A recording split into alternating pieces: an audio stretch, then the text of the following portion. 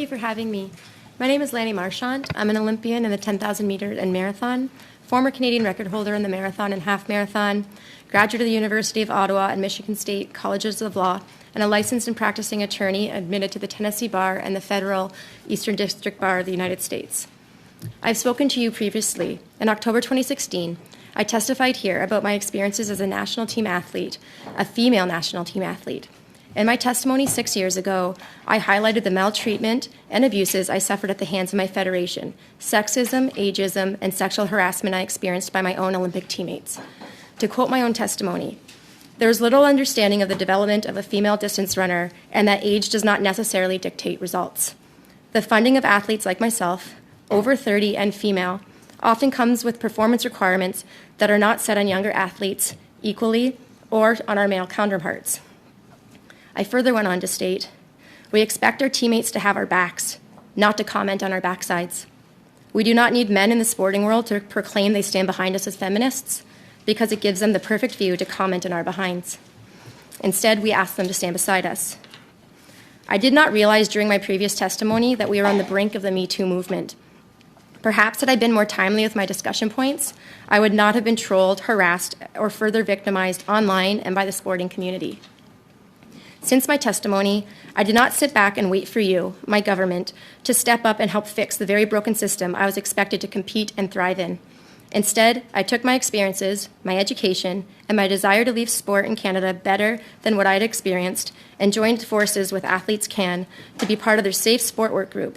As part of that group, myself and several other athletes, of whom have appeared here before you, worked together on the maltreatment prevalence study that was circulated to current and recently retired national team athletes. In 2019, I became a member of the Sport Dispute Resolution Centre of Canada's Board of Directors. I am now in my second term. As a board member, I sit on the Complaints Committee and the Sport Integrity Committee. I'm not privy to the individual cases that come to the SDRCC, nor do I serve in any decision-making capacity on cases. I also chair the newly created Athlete Advisory Committee, which falls under the umbrella of the Abuse-Free Sport program here in Canada. My role there is to ensure that the athlete voice is heard and considered in the decision-making processes of the OSIC activities. Again, not in dealing with any particular cases, but in creating a system that is athlete-centered.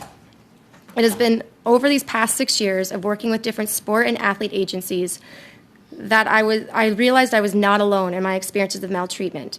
It is where I realized just how normalized it is for athletes to be abused, demeaned, and suffer, all in the name of sport. I grew up a figure skater. I skated at the Champions Training Centre out of Cambridge, Ontario, also referred to as the Carrie Leach Figure Skating School. I started there when I was in grade 3 and stayed through my first bit of high school. While there, I was weighed in weekly, fat tested monthly, and had the results posted on the wall for all to see. I was a preteen female and was made to share the dressing room with skaters much older than me, male included. It was normalized to be yelled at to the point of tears, and heaven forbid you get pulled into the dressing room number 6 with Carrie Leach. If you were not perfect, you were made to run laps of the parking lot. I guess the silver lining is that those running laps for me turned into running laps at the Olympic Oval. Many of my teammates were not nearly as fortunate. Nipple grabbing and discussing the development of my body was a daily occurrence, with older girls passing along tips on how to stay small, skip periods, or avoid going through puberty altogether. Male coaches and fellow skaters would prop us up on their laps to have chats. Because it was a pairs training center, it was normalized to have parts of your body touched by men and boys to demonstrate lifts or moves. Their hands would linger. The entire culture was toxic and overly sexed. I left that environment when I discovered running. My body dysmorphia stayed with me. I was fortunate to find my coach, Dave Mills, at the London Western Track and Field Club.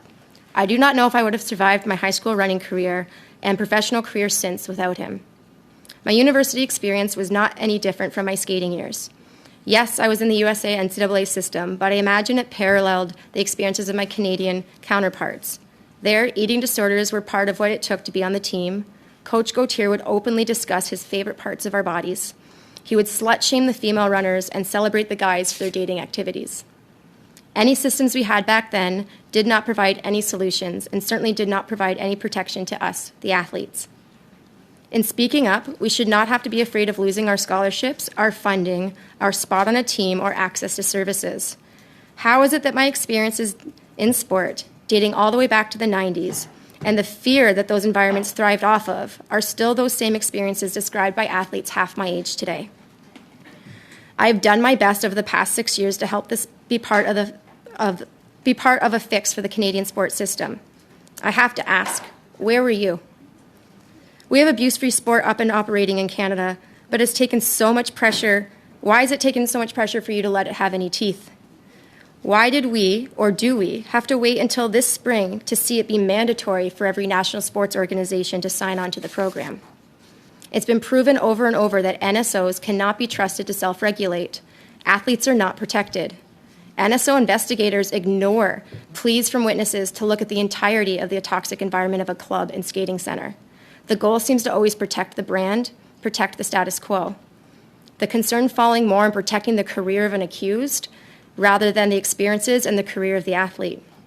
Athletes' complaints are not a standard HR complaint. We often do not have any lateral moves or other places to go. It isn't like we can just go pick another country to represent.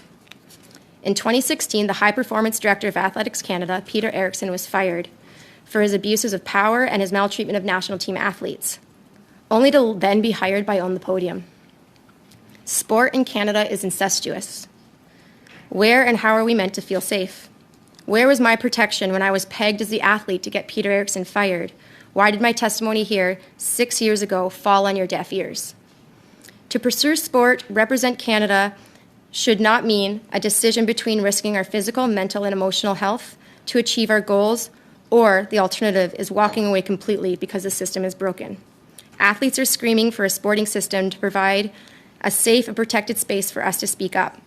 We've been asking and now are demanding one.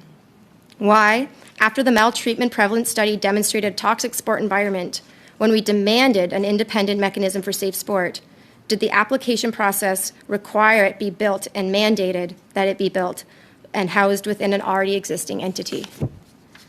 I spoke up 6 years ago. To quote again, I meant it very much when I said that the athlete cannot be the one constantly taking on these battles. I do not know if it's because of the background that I have or because at the end of the day, I don't care. I want to represent Canada. I would hope that you want me out there representing you. But if you guys don't want me there, then fine. I'll find something else and I'll excel at it. It might take more money and it might take more time, but the government and the different federations need to have our backs. If I'm willing to stand out and be vocal and face the retribution and retaliation of my federation, I would hope that I would be able to rely on you to come to my aid when I need it. We as athletes are now asking for more. I understand my perspective on the abuse-free sport program in Canada is unique. I've had a very unique view in its creation because of my roles. I understand the fear and disbelief in any system that is born out of programs and systems that were already in place. I'm not here to champion or tear down any program. I know the work we put in. I know the goals that we have. I'm here because I understand the importance of protecting athletes at any age, regardless of any ego, yours and mine included. I'm here because, despite everything I know about maltreatment and abuse in sport, I was still subjected to grooming and taken advantage of by a sports practitioner later in my career. My mindset and scope was so narrowly focused on stopping predators and abuses to those younger than me that I had a blind spot. We cannot afford any more blind spots. It isn't my job to fix sport in Canada. It isn't any athlete's job. I have done everything I knew to do to try, though. I suffered the retaliations. I had my Canadian teammates call me low-performing Lanni because without an Olympic gold medal, how dare I ask to be respected as an athlete and treated as a human? I ask again, what did you do these past 6 years to better sport in Canada? What are you actually prepared to do now? Thanks very much.